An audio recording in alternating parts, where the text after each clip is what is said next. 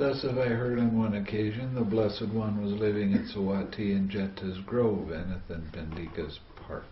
Then when it was evening, the Venerable Mahā Koṭṭhita rose from meditation, went to the Venerable Sāriputta and exchanged greetings with him.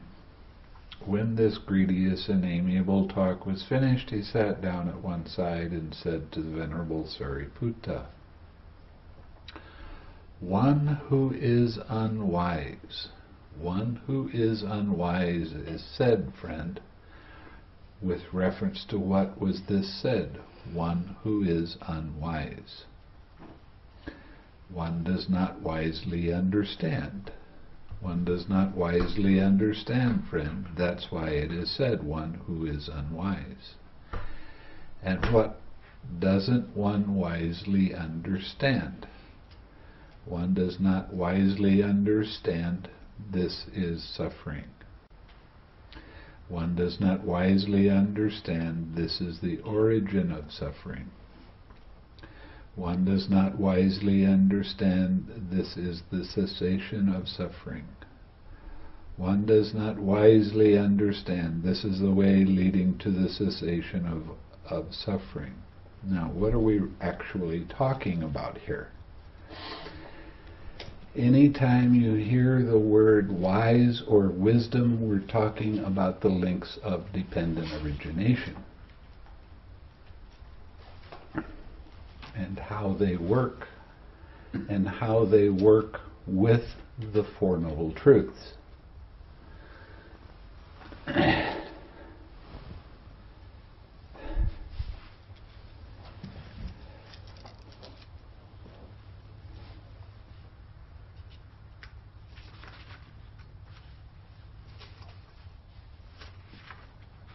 Okay. Now this is from the Samyutta Nikaya, number 14.4, Ascetics and Brahmins.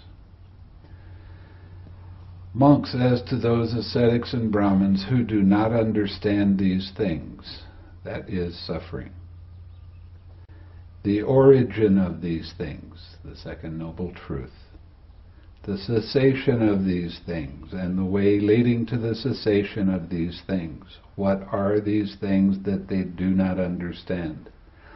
Whose origin they do not understand? Whose cessation they do not understand? And the way leading to whose cessation they do not understand? They do not understand aging and death. That's dukkha. That's the suffering. That's the first noble truth. Its origin, its cessation, and the way leading to its cessation.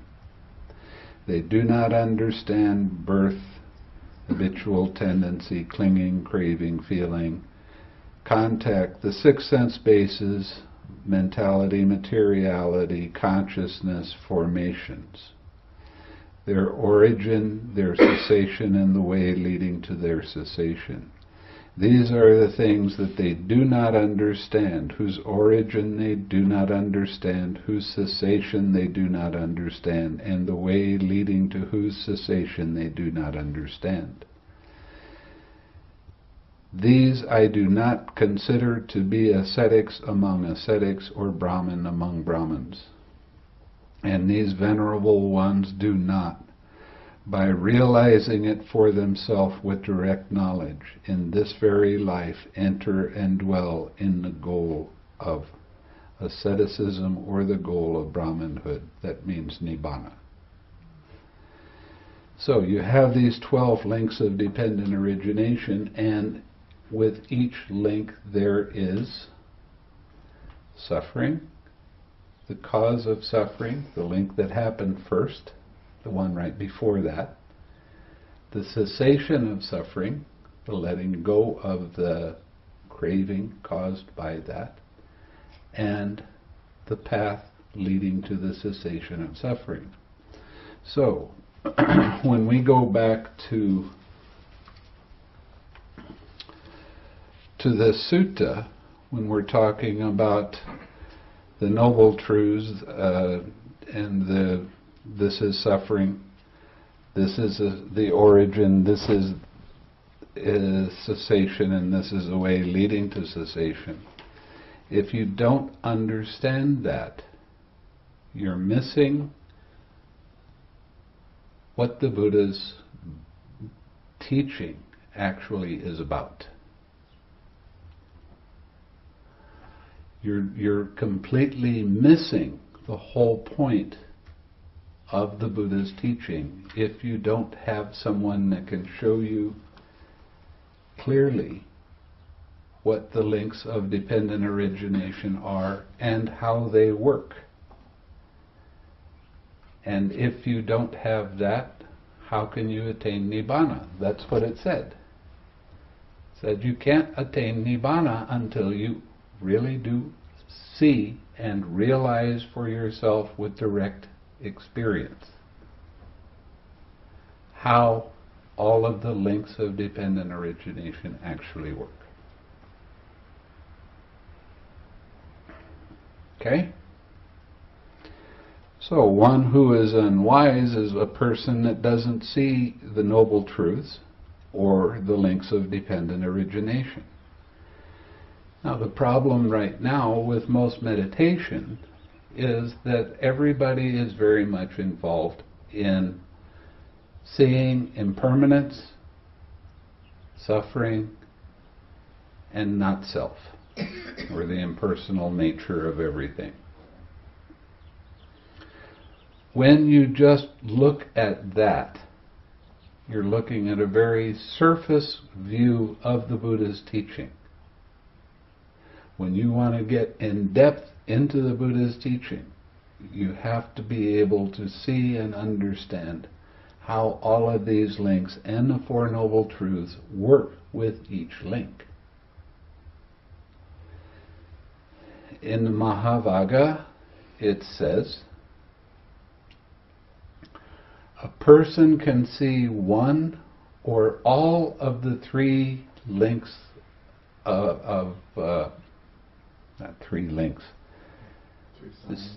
three signs of existence, that is, anicca, dukkha, anatta, without ever seeing the links of dependent origination. But anyone who sees the links of dependent origination always sees impermanence, suffering, and not self. So that right there gives you an idea that if you're just looking for these characteristics, these impermanent, suffering, and not self, you're missing something. You're missing the deeper teaching of the Buddha.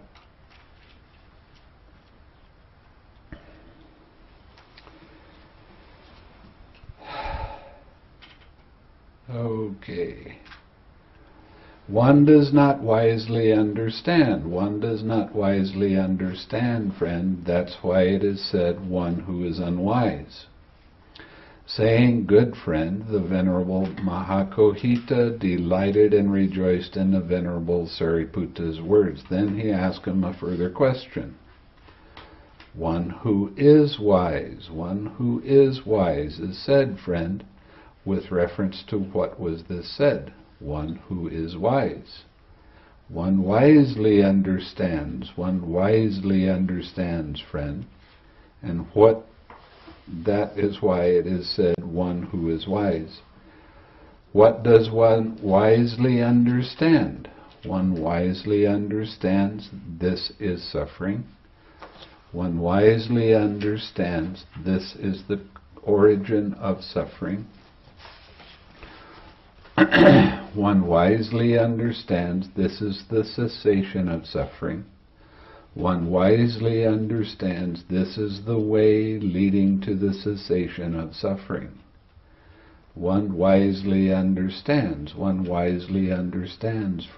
That's why it is said, one who is wise.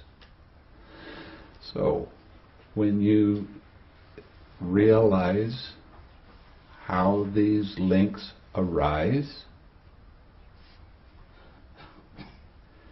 and how they cease,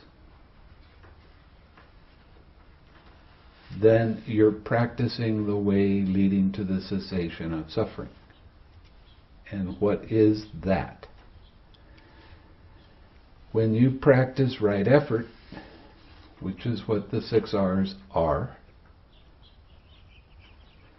you're practicing the entire Eightfold Path at that time.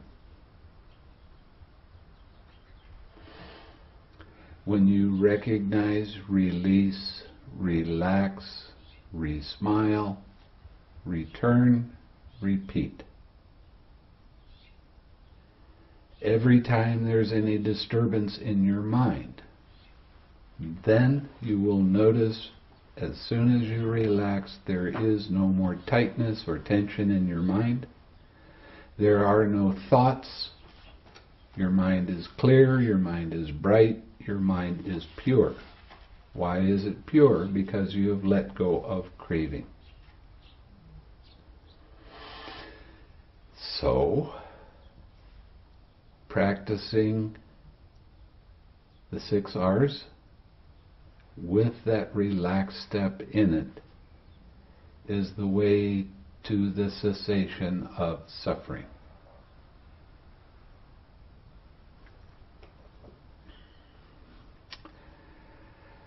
Okay, consciousness. Consciousness is said, friend, with reference to what is consciousness said? It cognizes. It cognizes, friend. Now that's kind of an interesting word, cognize. We use the word recognize, but what does recognize mean? You're working with your memory, and you're seeing things because of past events. But when you cognize something, that means you're seeing it just as it is in the present moment. So you're able to observe. When you cognize, you are able to observe what's happening in the present moment. Now, a lot of you are beginning to understand the links of dependent origination very well.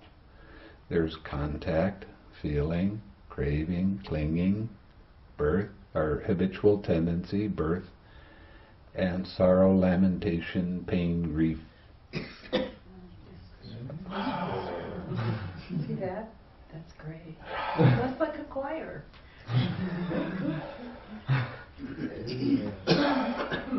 A little slow.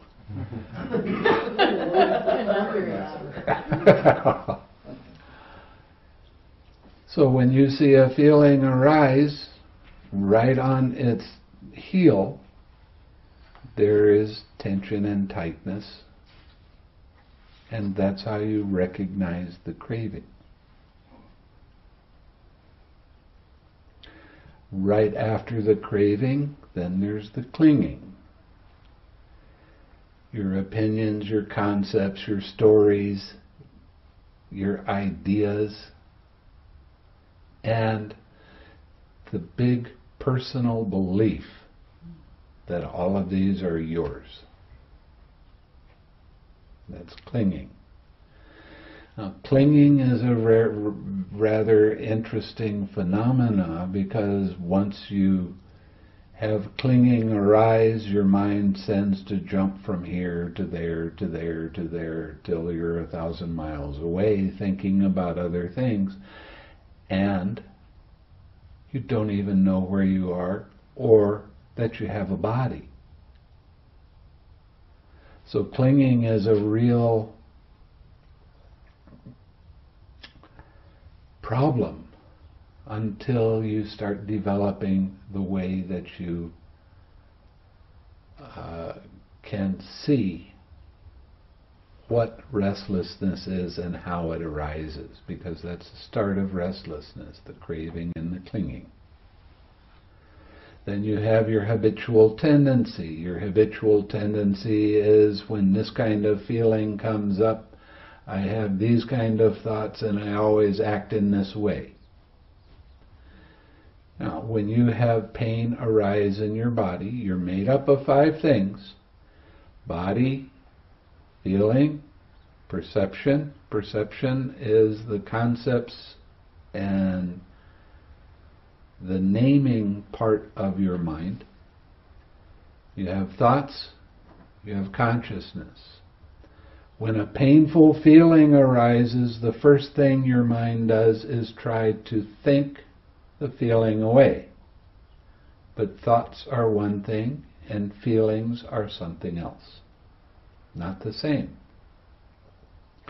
So when a painful feeling arises and you get caught with trying to think your feeling away, the first thing you have to do is let go of your thinking.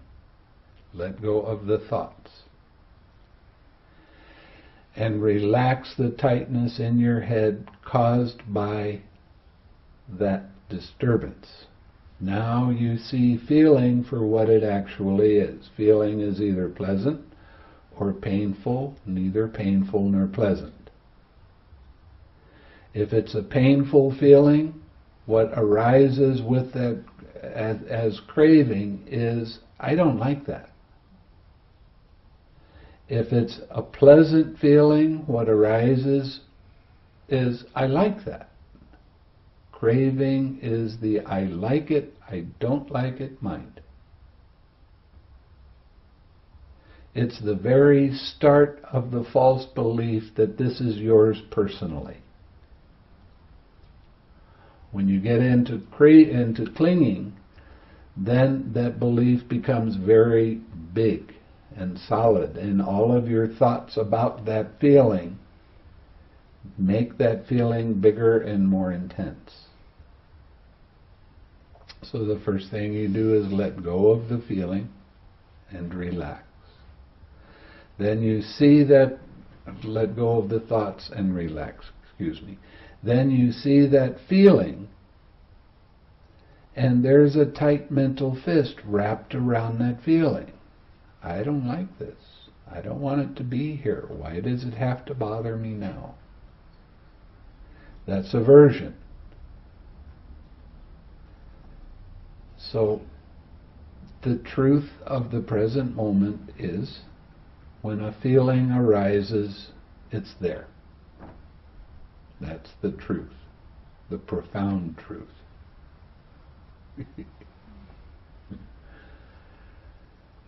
So what you have to realize is that you need to allow the space for that feeling to be there by itself. It's okay for that feeling to be there. It has to be okay because it's the truth. It's there. This is the Dhamma of the present moment. It's not your feeling, it's just feeling. So you allow the space for that feeling to be there, and then you notice the tension and tightness in your head, in your mind, and relax.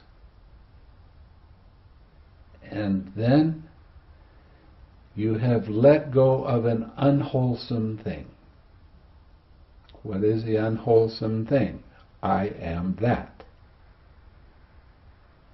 Now you bring up something wholesome.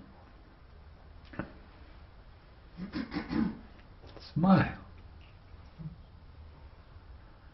And your object of meditation. And you stay with your object of meditation as long as mind will. Every time you let go of that craving, there's no thoughts, your mind is pure. And you're bringing that pure mind back to your object of meditation. So many times people want to teach meditation and they completely ignore the relaxed step.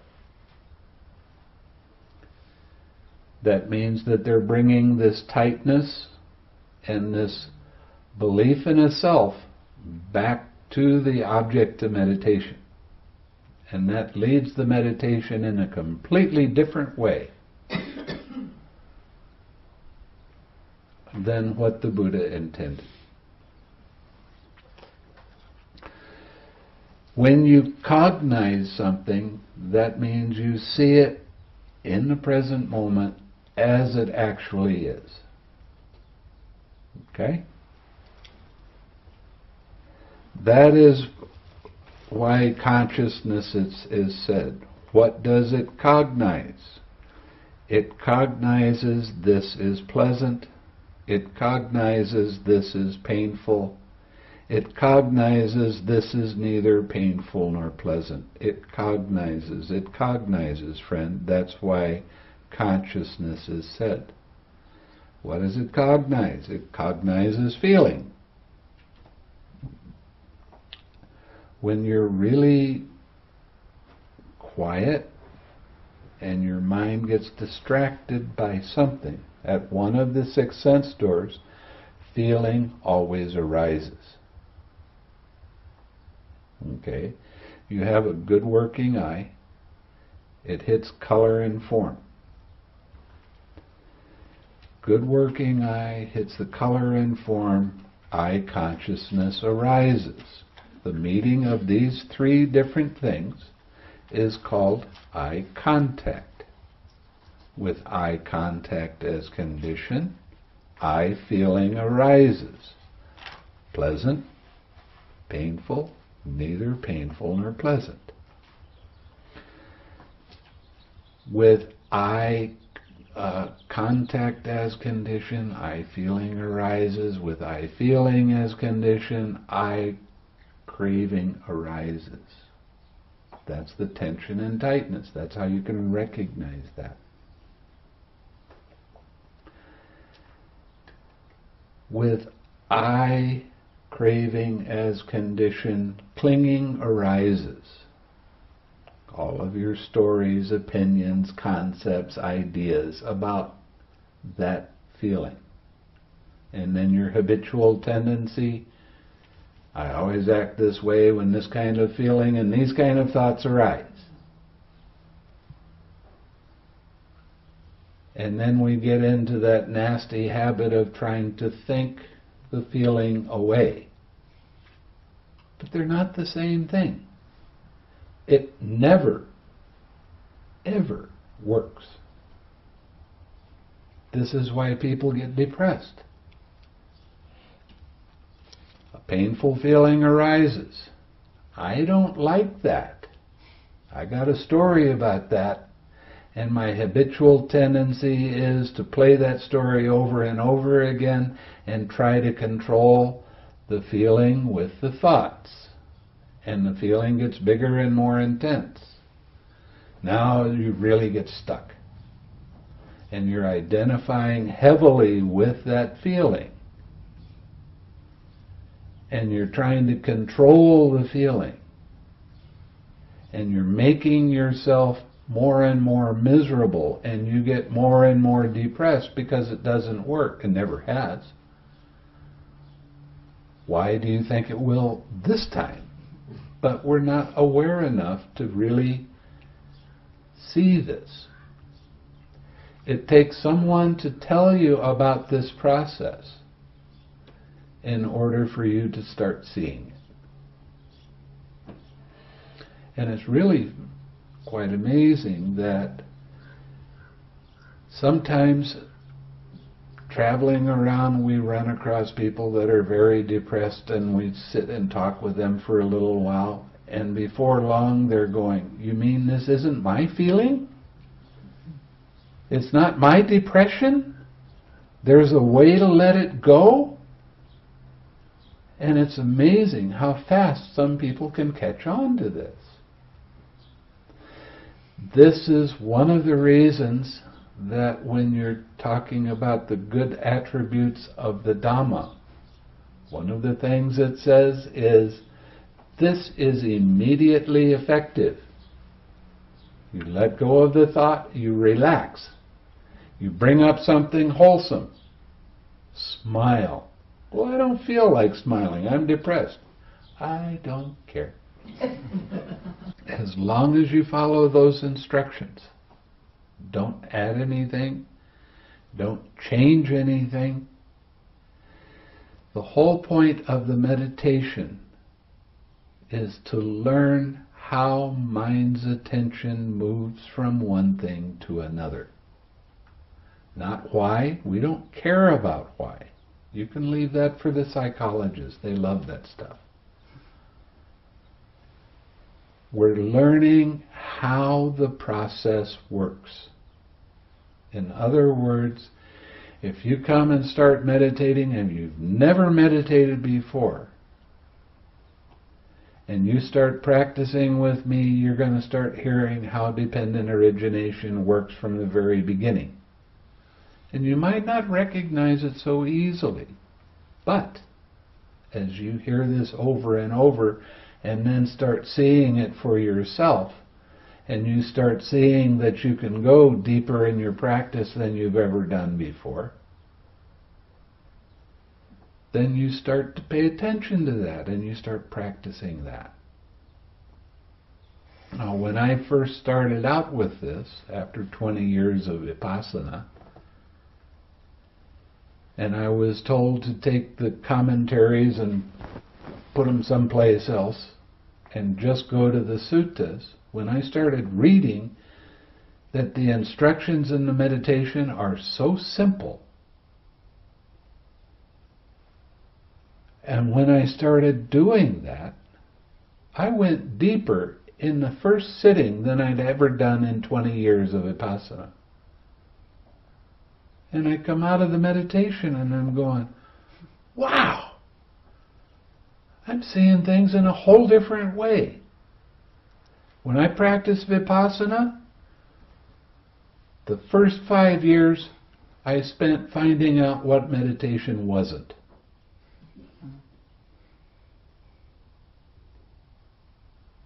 And there were always questions about whether I was doing it correctly or not.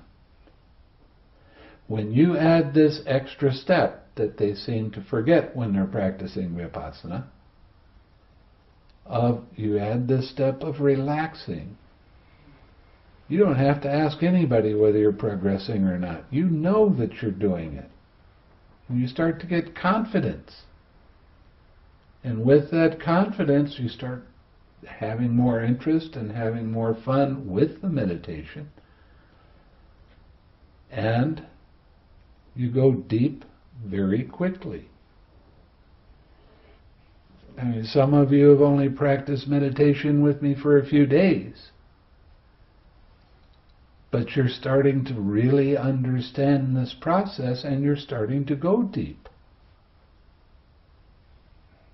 That doesn't happen with most people that practice meditation.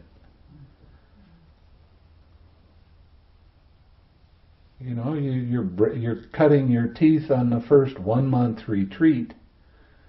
Then you think, well, I need a 3 month retreat, and you wind up not understanding what was happening during the 3 month retreat. Well, I must do it again. Sound familiar, Scott? 38 years. 38 years later? 38 years. Okay. Wisdom and consciousness, friend, are these states conjoined or disjoined? And is it possible to separate each of these states from the other in order to describe the difference between them? Good question. Wisdom and consciousness, friend, these states are conjoined, not disjoined. And it is impossible to separate each of these states from the other in order to describe the difference between them. Why?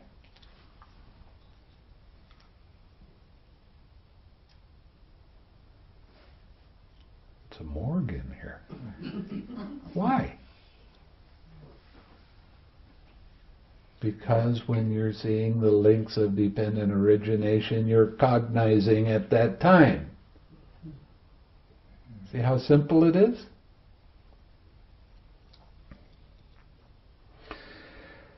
For what one wisely understands, that one cognizes.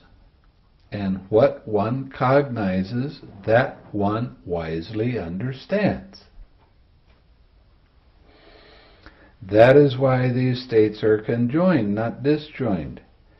And it is impossible to separate each of these states from the other in order to describe the difference between them.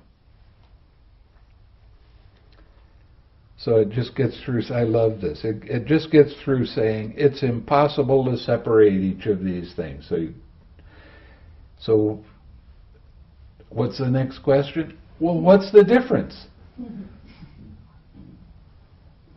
between consciousness and wisdom? These states that are conjoined, not disjoined. The difference, friend, between wisdom and consciousness, these states that are conjoined, not disjoined, is this. Wisdom is to be developed, and consciousness is to be fully understood. Okay, how do you develop wisdom? By quieting your mind down enough so that you can see how these links work. And when you see, you understand. Yes, this is a process, and it's not my process.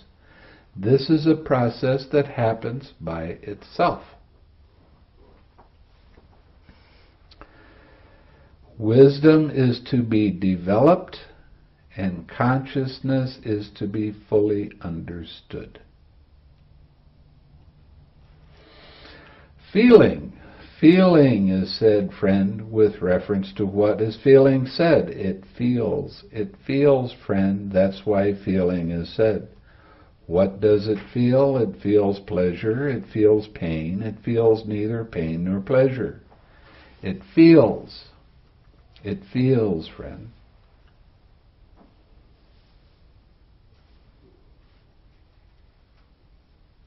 That is why feeling is said. Perception. Perception is said, friend, with reference to what is perception said. It perceives. It perceives, friend. That's why perception is said. What does it perceive?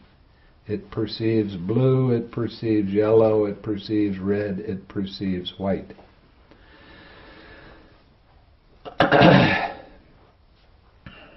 That's the naming quality of mind. You see something that's white, your mind says white. Okay, that's the part of the mind that puts names on things. This is the very start of concepts. Okay, the naming of things is the start of a concept. We only think in concepts. So what is a concept? Well, you say you're sitting in a chair. Where is the chair? Is it the arms? Is it the legs? Is it the back? Is it the seat? It's all of these different things put together to make up the concept of a chair. All of our thoughts are the same. Now we have a word like pain. What is pain? Well, it's a sensation, and there's a feeling, and there's hardness and softness, and there's heat and vibration, and all of these different things to make up this concept of pain.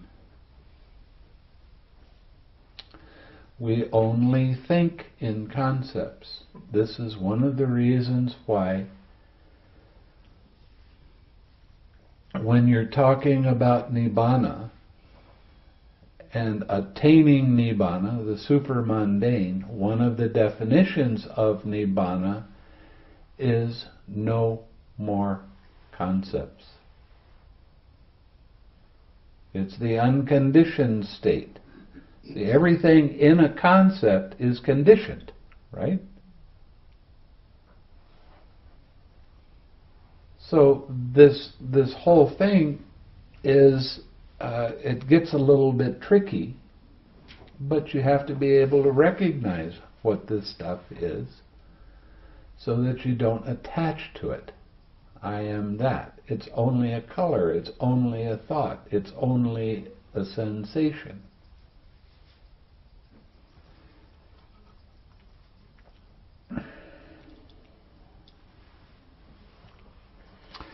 That's why perception is said.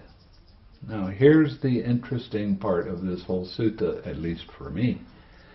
It says, feeling, perception, and consciousness, friends, are these states conjoined or disjoined? And is it possible to separate each of these states from the other in order to describe the difference between them? Feeling, perception, and consciousness, friend, these states are conjoined, not disjoined, and it is impossible to separate each of these states from the others in order to describe the difference between them. For what one feels, that one perceives, and what one perceives, that one cognizes. So this is a real interesting thing. Now, I've read actually quite a few books on feeling, on perception, on consciousness, but they've never been put together. And that's one of the things that's happening right now in Buddhism, is everybody wants to make their mark and write a book that other people really think is good. So they pick out one little part and they expound it into a whole book. But they never put everything together. So you have feeling, and you can have a brilliant book on feeling, and it can be applauded by a lot of different people because you thought up all of these different ways to describe it, and it really works. And the same, I saw a very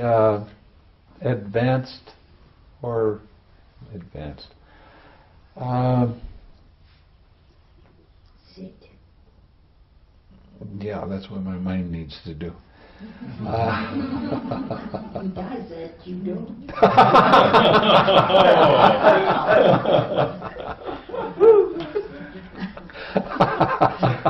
You rascal. Coming from a funeral, it's all delusion. Anyway, so it's okay. A very popular monk that came from England, and he was here for a long time now. He's gone back to England. He wrote a beautiful article on perception, but he never mentioned feeling or consciousness. Oh, that's interesting. Yeah. And this sutta right here, when it says feeling, perception, and consciousness, these states are conjoined, not disjoined, and it is impossible to separate each of these states from the others in order to describe the difference between them. You can't separate these.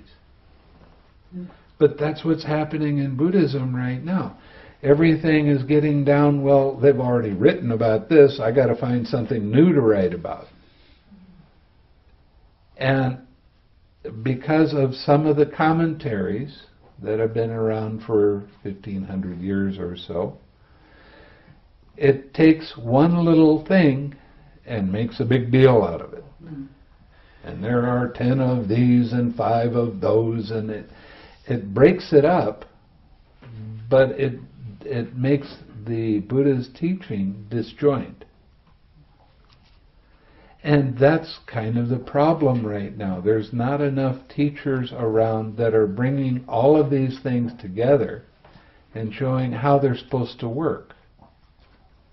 And that's why there's so many different styles of Buddhism and so many different ideas in Buddhism. One of the things that I do is read the text. And this is my guideline for a Dhamma talk. It's not just picking out one little part of the sutta and say, this is it. and expound for an hour, hour and a half on that one little part. The beauty of the suttas is that it brings everything together so it's understandable and workable. So, may I ask a question? Yeah, of course. I don't understand how perception, feeling, and consciousness, I don't understand the relationship between them when it seems like they're separated in the links. And I don't even understand where perception comes in. It's not separated. Consciousness? No. You're getting things a little bit mixed up. Yeah. When you're thinking of the links in dependent origination, when consciousness arises, that's the potential for consciousness to arise. Mm-hmm. But it needs some other links in order for that to occur. Mm-hmm. But this is the potential. So that's why you're getting a little bit. Yeah, because then when consciousness meets the other two things, and you have your contact, you have your actualization of consciousness. Right. Feeling, you have to have that sense door. Gotcha. In order for consciousness to arise. And that happens in, I think it's a Sāriputta Sutta that goes over that. Okay. We'll do that one of these days. Okay, for what one feels, that one perceives, and what one perceives, that one cognizes. That is why these states are conjoined, not disjoined, and it is impossible to separate each of these states from the other in order to describe the difference between them. Oh, you'll get more of an idea right here. Okay, knowable by mind alone. Friend, what can be known by purified mind consciousness released from the 5 faculties? Friend, by purified mind consciousness released from the 5 faculties. The base of infinite space can be known thus. Space is infinite. The base of infinite consciousness can be known thus. Consciousness is infinite. The base of nothingness can be known thus. There is nothing. Friend, with what does one understand a state that can be known? Friend, one understands a state that can be known with the eye of wisdom. Okay, what is the eye of wisdom?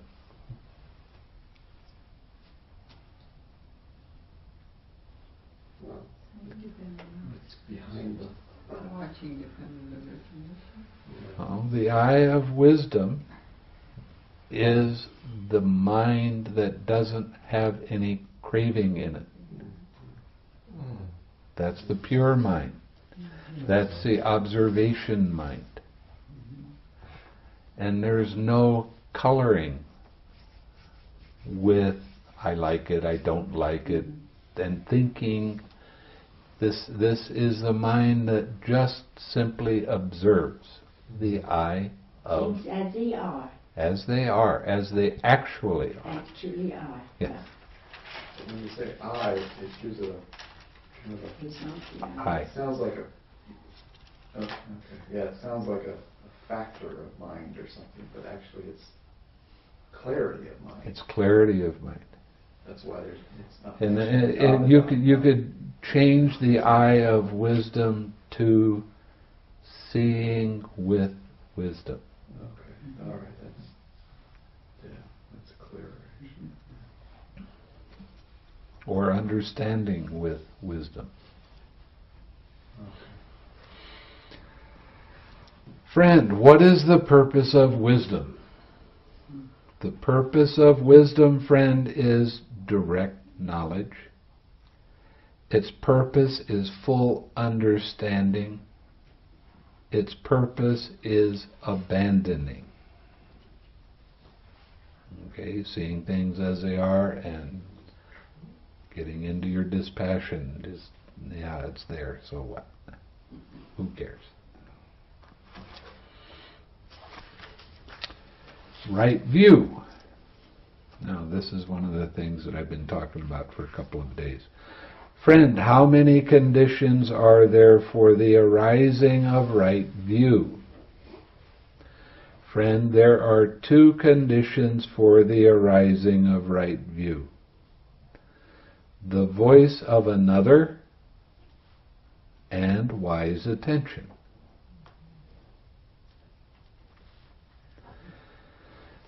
See, Ananda, when he first became a monk, he became a Sotapanna, and a Sotapanna without fruition. Okay. Then he started being the attendant for the Buddha after quite a few years, and one day he got the fruition. The fruition is seeing and understanding completely dependent origination, seeing and understanding. And he went to the Buddha and he said, I don't know what the big deal is about dependent origination. This is so easy to understand. It's easy to see. And the Buddha admonished him and said, no, it's not. This is not easy to see. It's not easy to understand. Why? Because you need the voice of another person to tell you about it, or else you can't do it. That's what the Buddha, why the Buddha became the Buddha, because he figured it out himself. I mean, it's magnificent that he did it. He really worked hard and long to figure out all of these different links and how to explain to other people how they work. And he experienced it directly. And that, well, he figured it out, and he started applying it. But it wasn't until the night of his awakening that he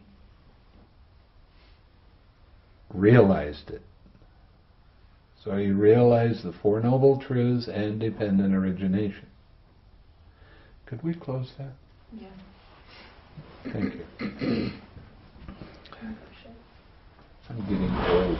I get cold easy.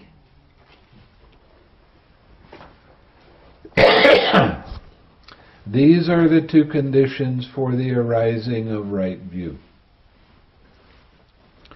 Friend, by how many factors is right view assisted when it has deliverance of mind for its path, deliverance of mind for its path and fruition, when it has deliverance by wisdom for its path, and deliverance by wisdom for its path and fruition?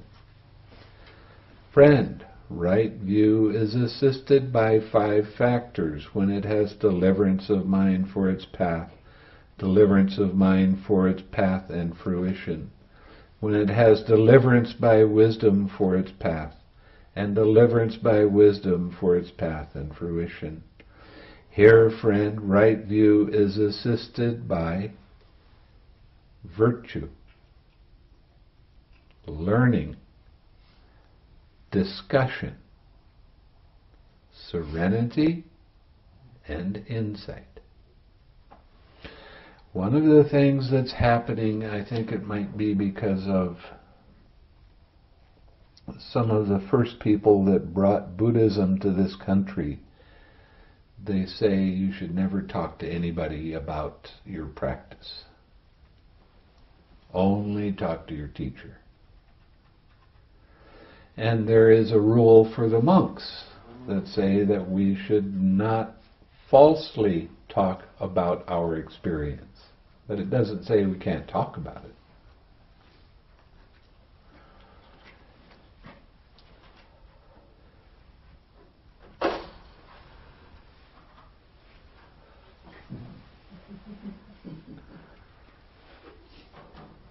And that's misunderstood a lot. So people don't discuss with each other when you get together with the Sangha.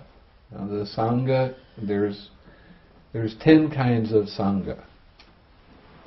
There's the monastic Sangha, there's the lay Sangha, and then there's the 8 kind of individuals that are worthy of gifts. That is Sotapanna with fruition, Saktagami with fruition, and so on. So when you get together with other like-minded people that are doing the practice, it's good to talk with each other. Monks do it. We talk to each other all the time about our practice. And it's helpful. So this idea that you're never supposed to talk about your practice is really one of the things that's a problem in this country.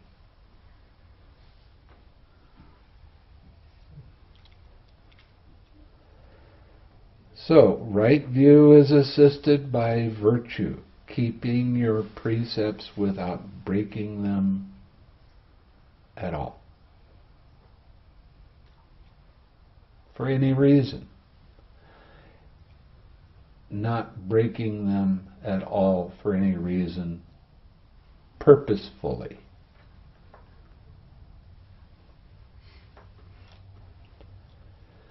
When I was in Indonesia, I was talking with a bunch of 6th, 7th, and 8th graders. And one of the questions they asked me was, is this the end of the world? They just had a volcano, Merapi had gone off. And there was a lot more talk about other volcanoes on the islands that were getting active.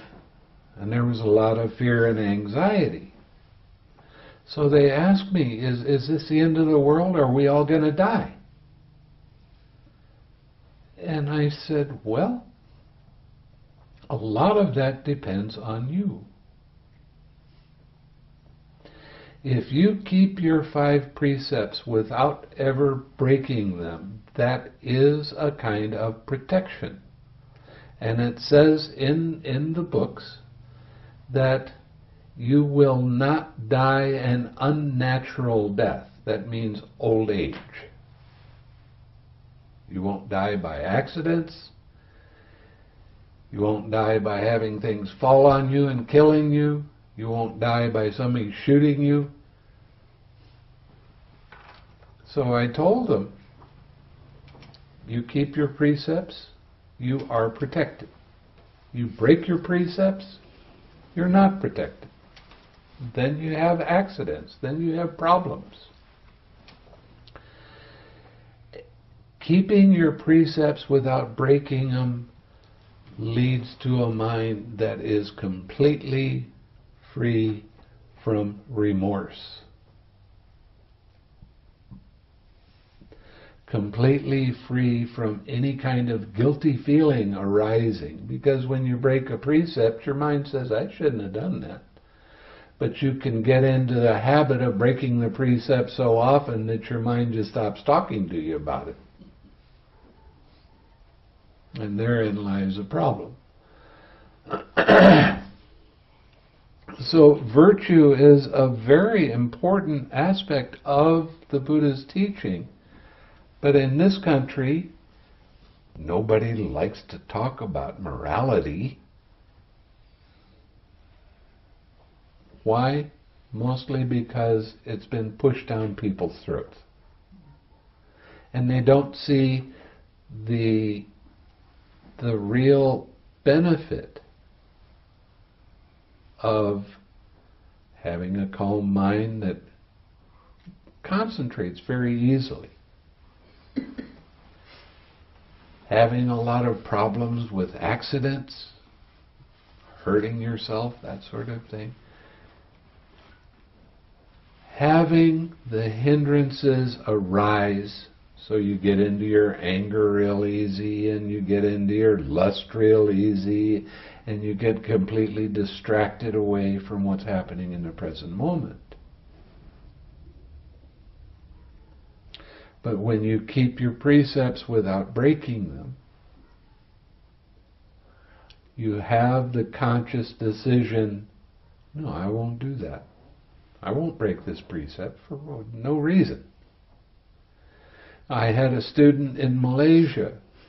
She'd been practicing Buddhist her whole life. Beautiful person. She was, I guess she was 45, right around there. She would never even consider breaking a precept. Not even consider it. So she came to me one time and she said, I want to learn how to meditate. And I said, fine, I'm giving a weekend retreat. Come this weekend, I'll show you.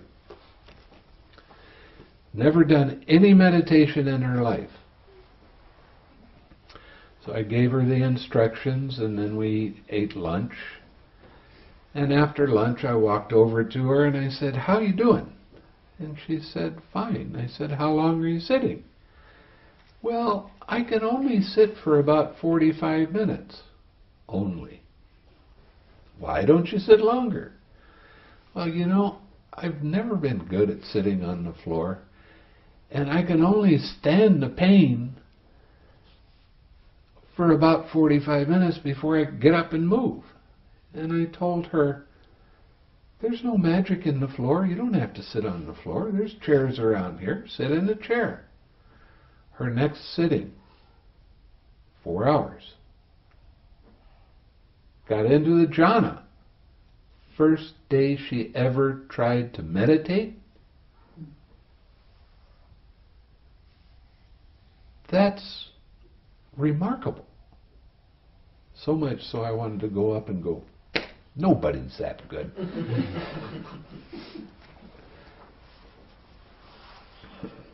But that's the advantage of keeping your precepts.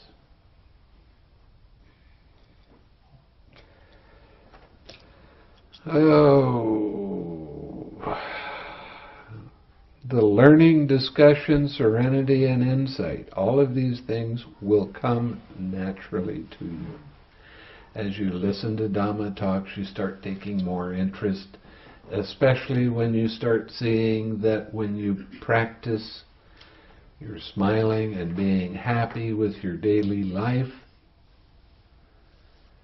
You start getting confidence that, hey, this stuff works. There's no messing around here.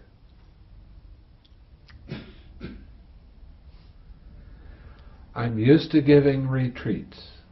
I teach people both insight and serenity at the same time. People get into jhanas. Now this is something that the fear of God has been put into a lot of people with that word. But the kind of jhana I teach is not the same as an absorption type of jhana. This is an insight type of jhana. And I am very used to having people getting into the first jhana the second or third day of a retreat. By the end of a 7 or 8 day retreat, 95% of them get at least into the third jhana or the fourth jhana. When you get to the fourth jhana, you're considered an advanced meditator.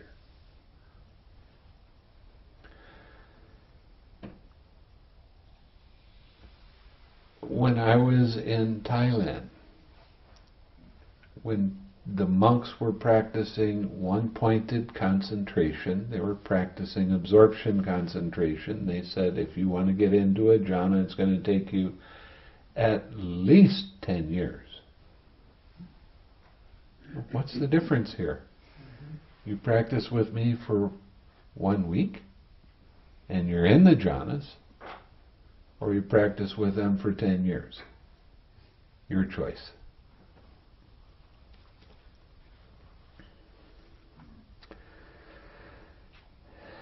Right view is assisted by these 5 factors, has deliverance of mind for its path, deliverance of mind for its fruit.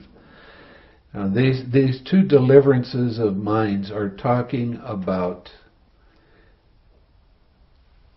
getting into the first 4 jhanas and the 4 arupa jhanas. That's the deliverance of mind that they're talking about here. And then the deliverance of mind by wisdom, that means seeing dependent origination. How many kinds of being are there? There are these 3 kinds of being, friend. Sense sphere being. The sense sphere being is what I call your habitual emotional tendency. Okay, you have the fine material being, that means the first 4 jhanas, and the immaterial being, that means the immaterial realms. Friend, how is renewal of being in the future generated? Friend, renewal of being in the future is generated through the delighting in this and that on the part of beings who are hindered by ignorance and fettered by craving. So what's the definition of ignorance? Not knowing and seeing the Four Noble Truths.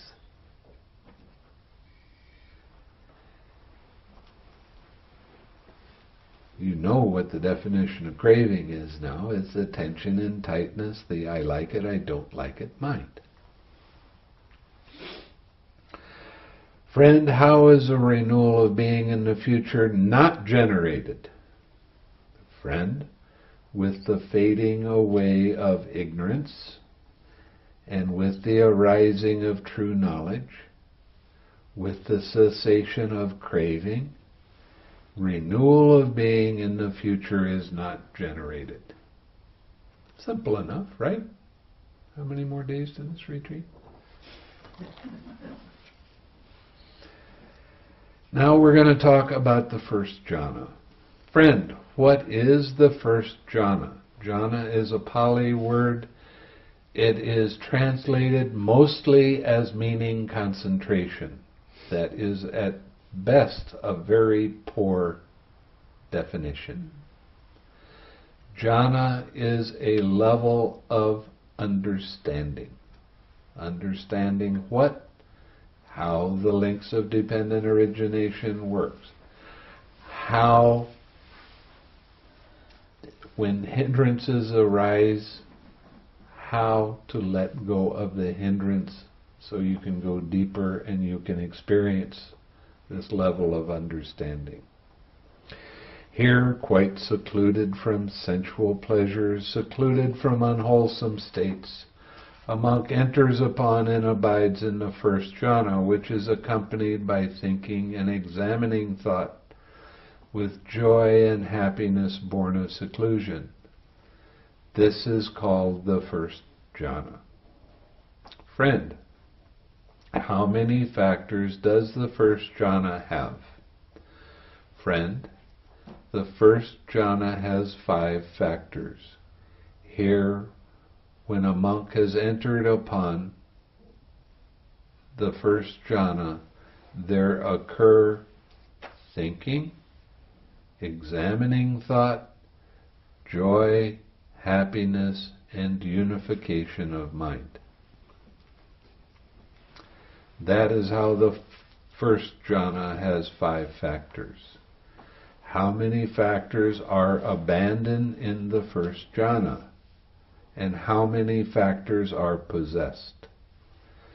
Friend, in the first jhana, 5 factors are abandoned and 5 factors are possessed.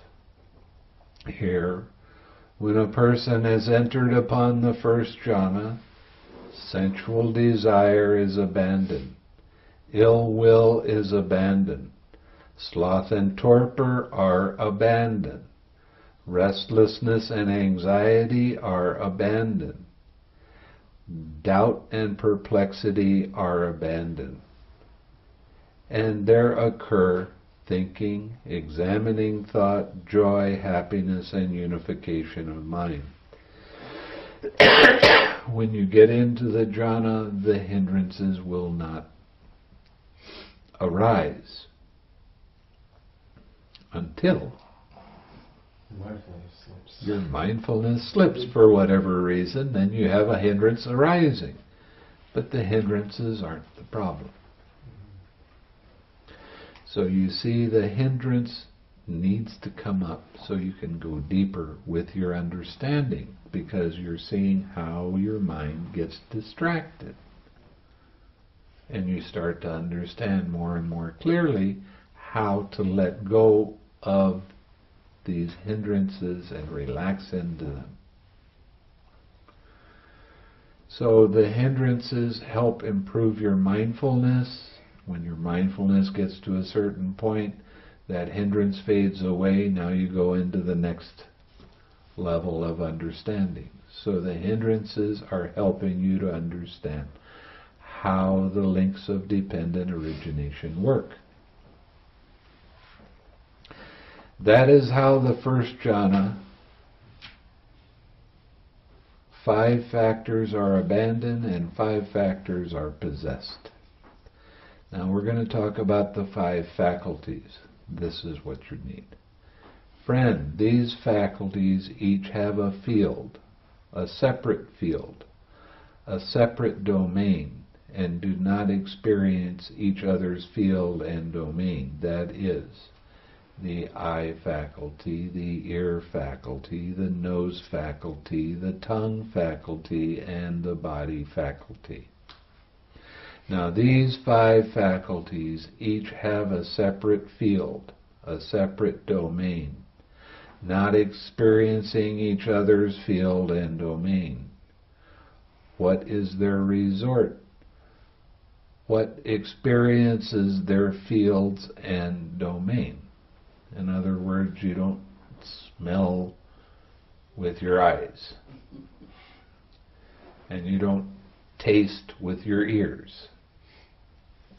So each faculty has its own job.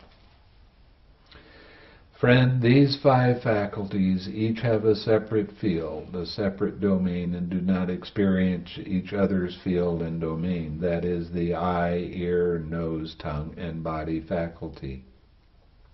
Now these faculties, each having a separate field, a separate domain, not experiencing each other's field or domain, have mind as their resort, and mind experiences their fields and domains. Got it? Mm-hmm. Friend, as to these 5 faculties, that is the eye, ear, nose, tongue, and body faculty, what do these 5 faculties stand in dependence on?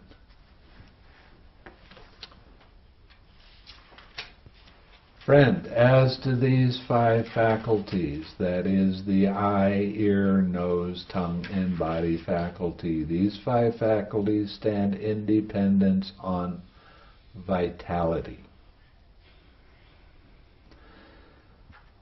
Friend, what does vitality stand in dependence on?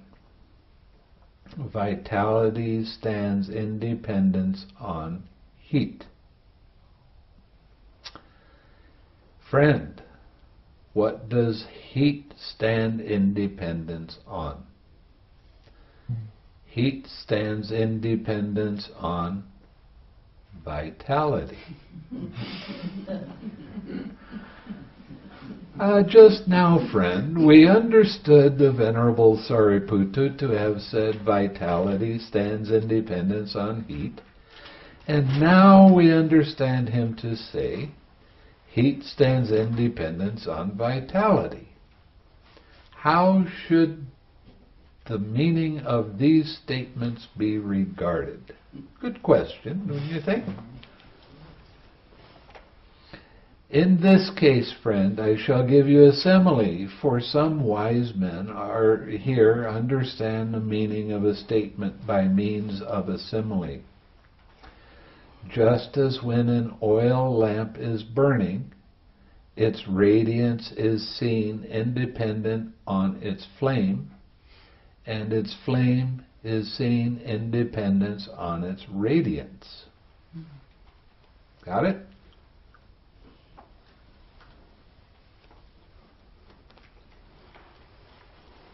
You want me to do it again? Got it?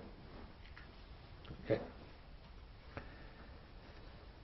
So too, vitality stands in dependence on heat, and heat stands in dependence on vitality. You can't have one without the other.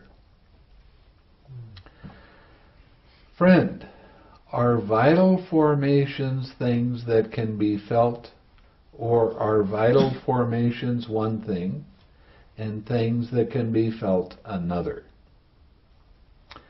Vital formations, friends, are not things that can be felt. If vital formations were things that can be felt, then a monk who has emerged upon the cessation of perception, feeling, and consciousness would not be seen to emerge from it. In other words, you get caught. Because vital formations are one thing, and things that can be felt another. A monk who has entered upon the cessation of perception, feeling, and consciousness can be seen to emerge from it. You'll understand more in a moment. Friend, when this body is bereft of how many states is it discarded and forsaken, left lying senseless like a log? When a body is bereft of 3 states, vitality, heat, and consciousness, it is then discarded and forsaken, left laying senseless like a log. Friend, what is the difference between one who is dead, who has completed his time, and a monk who has entered upon the cessation of perception, feeling, and consciousness? Friend, in this case, one who is dead, who has completed his time, his bodily formations have ceased and subsided, his verbal formations have ceased and subsided, his mental formations have ceased and subsided, his vitality is exhausted, and his heat has been dissipated, and his faculties are fully broken up. In the case of a monk who has entered upon the cessation of perception, feeling, and consciousness, his bodily formations have ceased and subsided. His verbal formations have ceased and subsided. His mental formations have ceased and subsided. But his vitality is not exhausted. His heat has not been dissipated, and his faculties become exceptionally clear. This is the difference between one who is dead, who has completed his time, and a monk who has entered upon the cessation of perception, feeling, and consciousness. Anytime anybody gets into this state, when they come out, they are absolutely radiant. And you see a lot of pictures of saints and these kind of things with that halo around them. Well, this happens around the whole body. Anytime you see somebody like that, give them something. Give them food, give them anything. There's great merit in that. Friend, how many conditions are there for the attainment of neither painful nor pleasant deliverance of mind? Friend, there are 4 conditions for the attainment of neither painful nor pleasant deliverance of mind. Here, with the abandoning of pleasure and pain, with the previous disappearance of joy and grief, a person enters upon and abides in the 4th jhana, which has neither pain nor pleasure, and purity of mindfulness due to equanimity. These are the 4 conditions for the attainment of neither painful nor pleasant deliverance of mind. How many conditions are there for the attainment of the signless deliverance of mind? The signless deliverance of mind is the cessation of perception, feeling, and consciousness. It's not necessarily nibbana, although it can be that. There are 2 conditions for the attainment of the signless deliverance of mind: non-attention to all signs and attention to the signless element. These are the 2 conditions for the attainment of the signless deliverance of mind. Friend, how many conditions are there for the persistence of the signless deliverance of mind?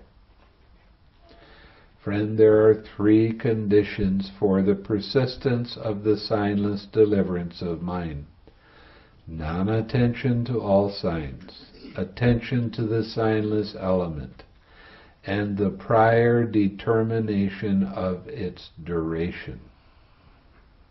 These are the 3 conditions for the persistence of the signless deliverance of mind. The determination, you have to be able to be good with determinations. And I haven't said this on this retreat yet. Before you go to bed at night, please make 2 determinations. One, that when you wake up in the morning you will be smiling and happy. And you make a determination as to what time you're going to wake up. To the second.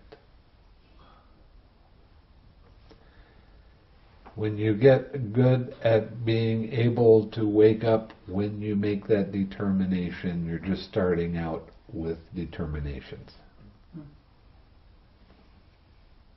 Okay, and there are, I have some students that I've taught them how to get into mastery of going in and out of jhana, and that takes determinations.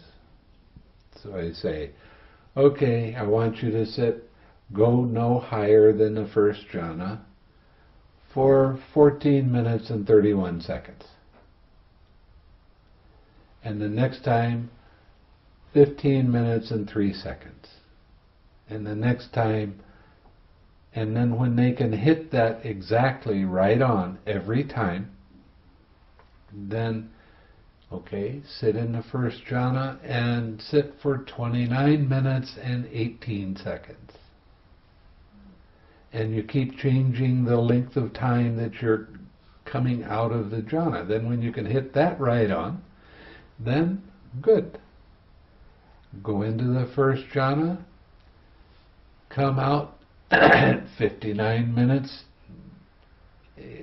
12 seconds, or 61 minutes, 5 seconds. And then when you get out of that, I want you to go in and out of the 1st jhana in 4 seconds. Okay, after you do that, then you go through all of the other jhanas, including the immaterial jhanas. When you get done with that, your determinations are really pretty good. And you can You can be in any kind of a situation. You can call up any of the jhanas for any length of time.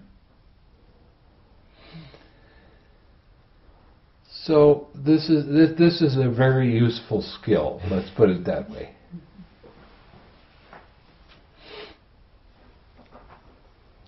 So making determinations is an important aspect. When you're getting into the signless deliverance of mind, that is a cessation of perception, feeling, and consciousness, let's say you only have 5 days where you can be in that, and then you make the determination in 5 days and 14 hours and 31 minutes and 5 seconds, I'm going to come out of that. And you do.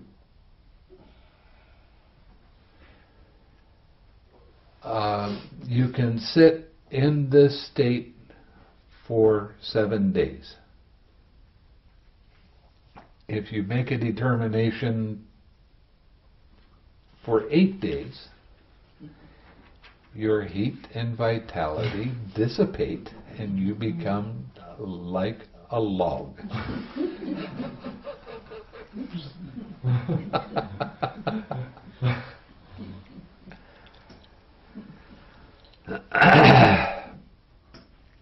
Friend, how many conditions are there for the emergence from the signless deliverance of mind?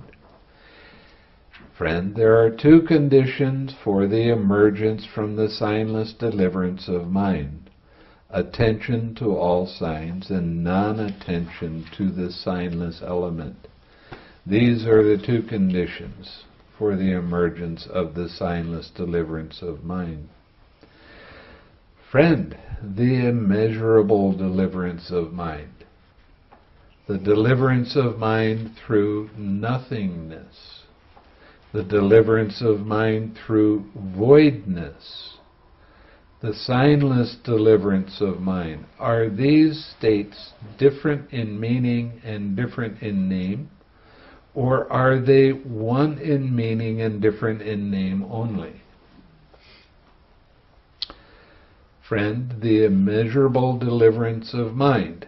The immeasurable deliverance of mind is the 4 Brahma Viharas: loving kindness, compassion, joy, and equanimity. The deliverance of mind through nothingness, that is getting up to the realm of nothingness.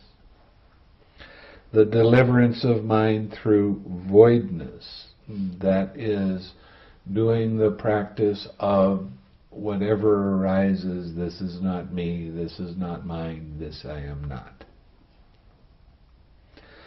The signless deliverance of mind, we've already gone through that one.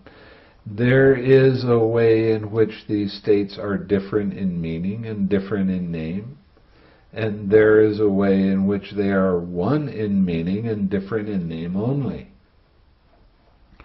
What, friend, is the way in which these states are different in meaning and different in name? Here a monk abides pervading 1/4 with a mind imbued with loving kindness.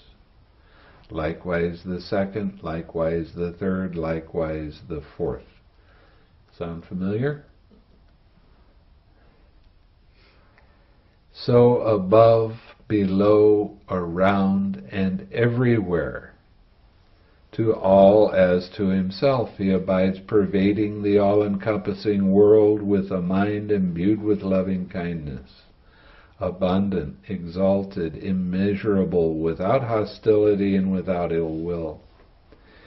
He abides pervading 1/4 with a mind imbued with compassion.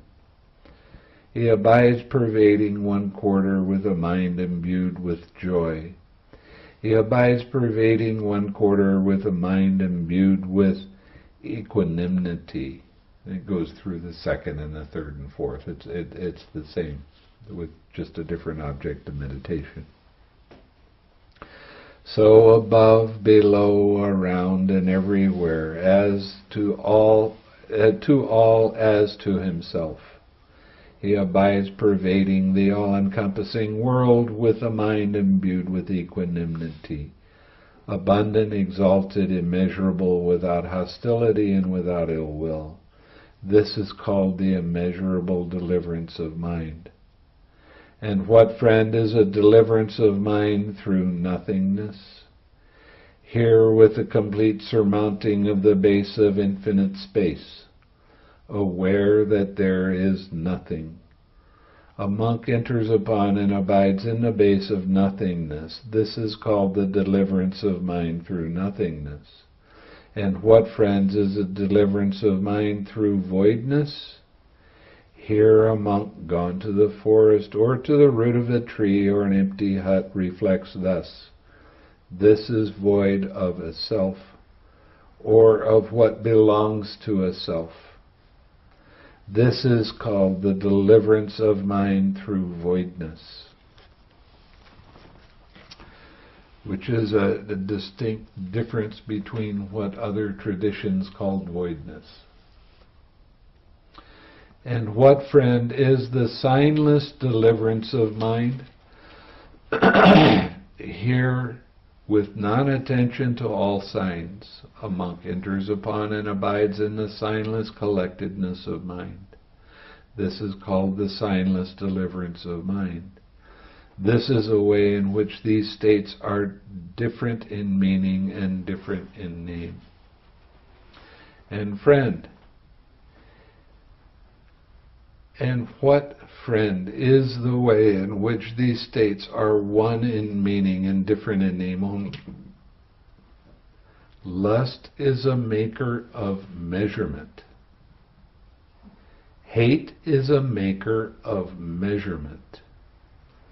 Delusion is a maker of measurement. A monk whose taints are destroyed, these are abandoned, cut off at the root, made like a palm stump, done away with, so that they are no longer subject to future arising. Lust, hatred, and delusion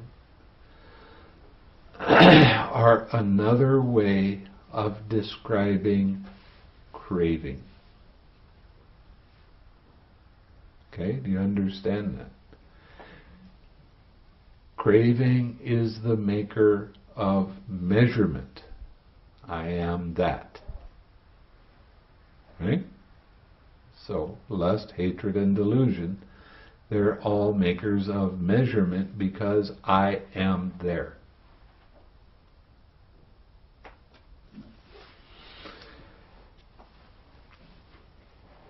Of all the kinds of immeasurable deliverance of mind, the unshakable deliverance of mind is pronounced the best. Now that unshakable deliverance of mind is void of lust, void of hate, and void of delusion. Lust is a something. Hate is a something. Delusion is a something. In a person whose taints are destroyed, these are abandoned, cut off at the root, made like a palm stump, done away with, so that they are no longer subject to future arising. Of all the kinds of deliverance of mind through nothingness, the unshakable deliverance of mind is pronounced the best. Now, that unshakable deliverance of mind is void of lust, void of hate, and void of delusion. Lust is a maker of signs. Hate is a maker of signs. Delusion is a maker of signs. Why? Because they lead to distraction of mind.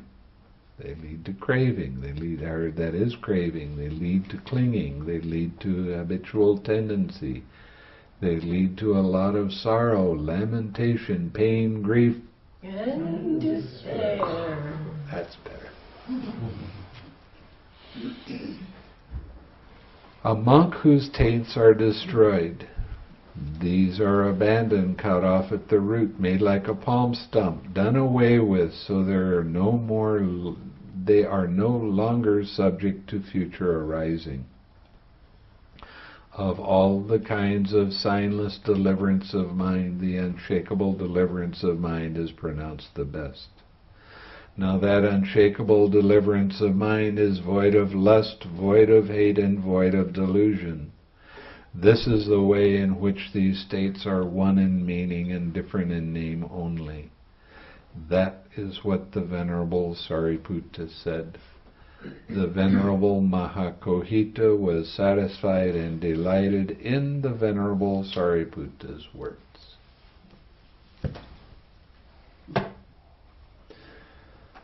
So I gave you a lot tonight.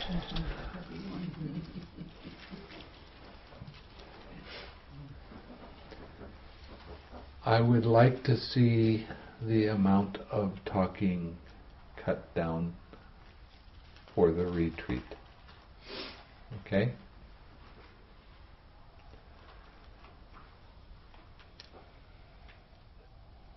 I would like to see that everybody is meditating at the very least 8 hours a day. Again, this is a walk in the park.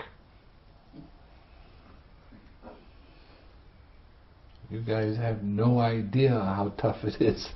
The teachers are in Asia, but they don't have the relaxed step, so it makes it different. Meditating for 16 or 18 hours a day is at least difficult. And there was no time for talking. There was no time for anything but walking and sitting.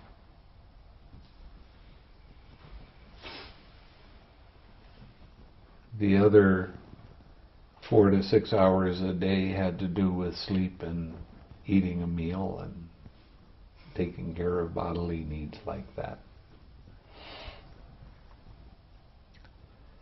So I'm only asking you to do it for 8 hours a day, and I'm giving you the opportunity to have 8 hours sleep. Isn't this a walk in a park? Mm-hmm. Easy, right?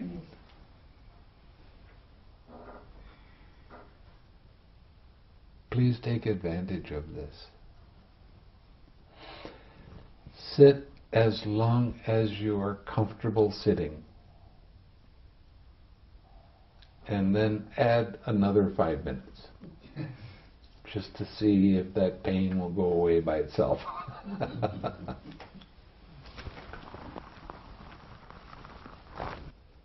So, anything else?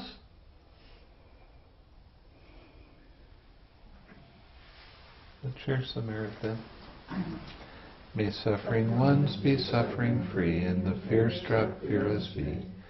May the grieving shed all grief, and may all beings find relief.